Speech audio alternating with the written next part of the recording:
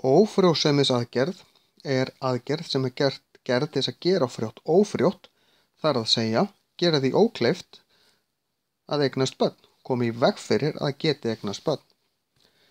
Það sem er gert hjá körlum er ef að pungurinn er hérna og svo eru eistun hérna inn í, svo liggja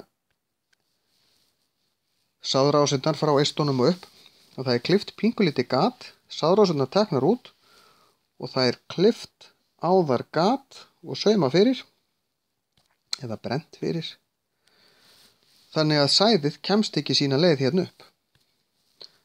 Það er hægt að tengja þetta aftur en það er alls ekki sjálfgefið að það virki.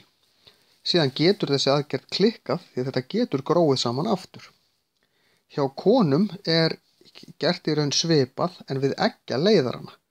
En eggjaleiðararnir liggja frá eggjastokkunum. Hérna er legið. Þeir liggja sem sagt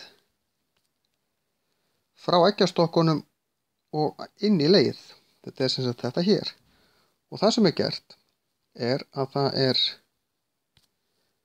klift gat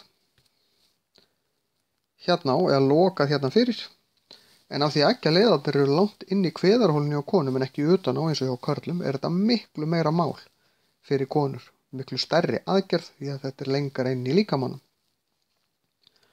Það fær enginn að fara í ófrjósemisaðgerð nema að tala fyrst við lækni.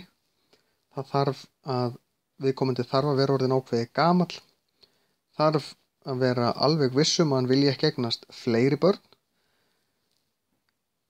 eða jafnvel ekki börn, en það er eitthvað sem að læknir metur hverju sinni.